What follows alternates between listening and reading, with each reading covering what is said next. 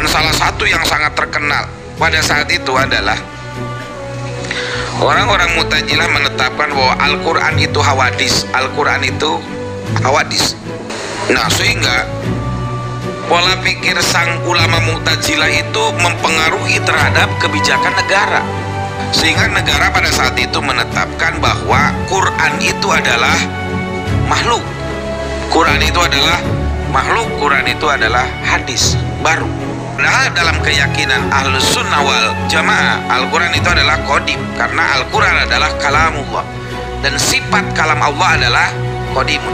Kalamun qadimun la yumallu simau.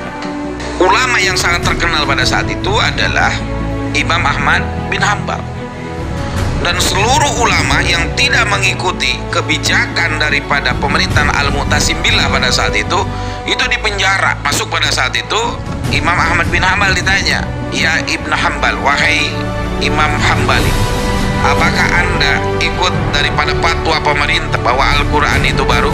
Dia mengatakan, "Al-Quran huwa kalamullah qadimun." Al-Quran itu kalam Allah dan qadim. Imam Ahmad bin Hanbal dipenjara,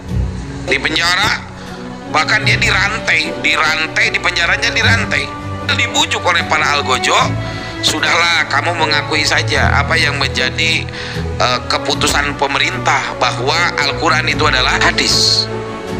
Tapi ketika dipenjara, ketika dirantai, diborgol, bahkan Imam Hambali tetap dalam konsistensinya bahwa Al-Quran kalamun qadimun. Itu ada dua orang santrinya menemui beliau di penjara. "Wahai Tuan Guru, apakah tidak sebaiknya engkau berbohong saja kepada penguasa zalim itu bahwa Al-Quran adalah hadis? Karena umat ini membutuhkan engkau. Bagaimana kalau engkau meninggal dalam tangan borgol kekuasaan? Padahal berjuta umat menunggu fatwamu, menunggu bimbinganmu, menunggu syiar ilmumu. Bagaimana kalau engkau dibunuh oleh seorang penguasa zalim?" Itu menurut apa? Saran daripada santrinya yang menemuinya di penjara. Apa kata Imam Ahmad bin Hanbal? "Samkan, saya tidak akan pernah mencabut keyakinan dan fatwa bahwa Al-Quran adalah qadimun, kalamullah qadimun, kalaupun saya disiksa beribu-ribu kali, karena ketika saya mengucapkan itu, saya akan meninggalkan pengikut saya, dan umat Islam serta generasi yang akan datang akan tersesat selamanya karena fatwa saya. Jadi saya sampai mati akan tetap konsisten bahwa Al-Quran ada kalamun qadim." Satu sel dengan narapidana namanya Abu Royan.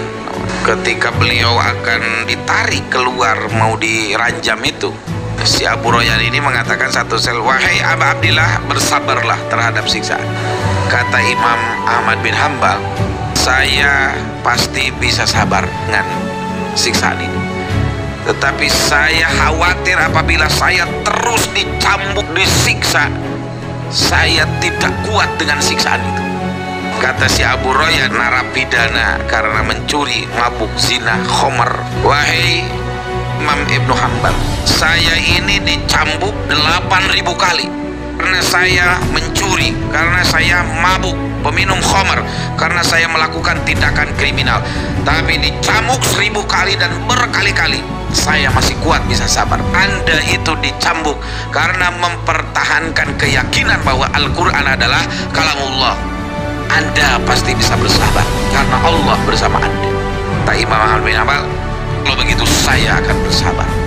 Ulama-ulama yang mempertahankan konsistensi pendapatnya, kukuh di dalam prinsip-prinsip perjuangan, itu selalu akan berhadapan dengan penguasa-penguasa yang zalim, seperti halnya Imam Ibnu Hanbal, dan hari ini pun terjadi dan terjadi lagi.